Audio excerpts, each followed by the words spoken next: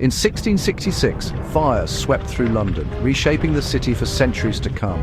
London was a growing city of 300,000 people, with tightly packed wooden buildings and narrow alleys. A small bakery and pudding lane would soon become infamous.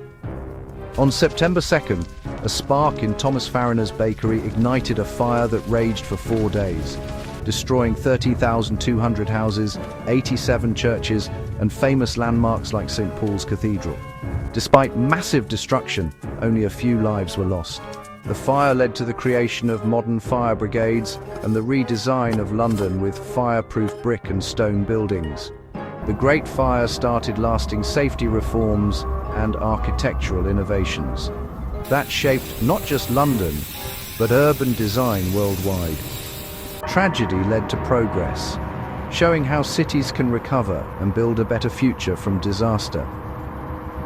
Every story here reminds us what one choice can do. If you believe small actions matter, like, comment, and subscribe.